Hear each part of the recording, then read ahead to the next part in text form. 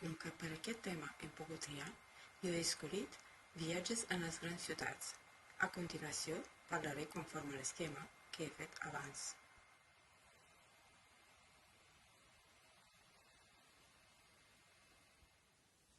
Per les persones que hem nascut en una gran ciutat, que pot ser la capital d'aquest país, la falta de fressa pot semblar-se estranya. Fins i tot pot cansar la tranquil·litat. Gran ciutat significa edificis en estil clàssic, romànic, gòtic, barroc, bizantí o moderns, com per exemple el Museu Guggenheim. També edificis on es canta música clàssica, òpera, òpera bufa, concert simfònic. Per als que estan acostumats amb el soroll, aquesta no seria un inconvenient. Per les altres, pot ser considerada com una cosa nova, que, com cada cosa nova, pot despertar la curiositat.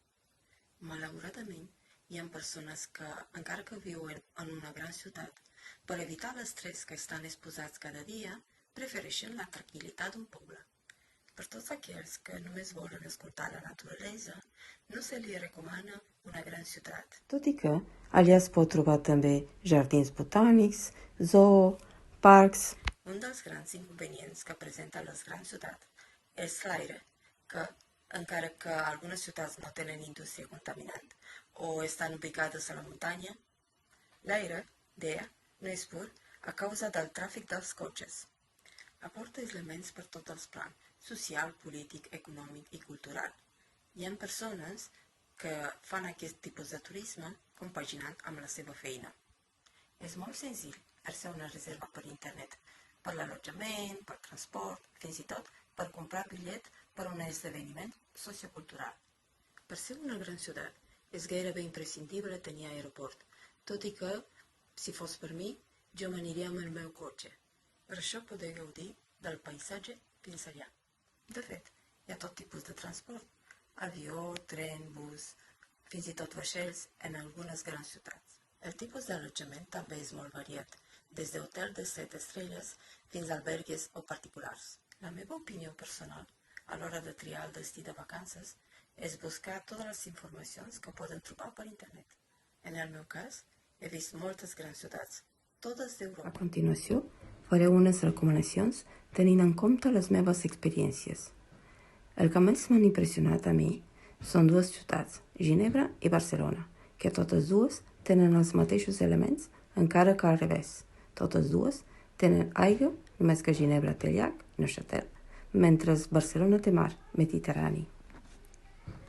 Tanmateix, totes dues tenen muntanya, però Barcelona té algunes formacions elevades, mentre Ginebra té muntanyes que formen part dels més alts d'Europa, els Alps.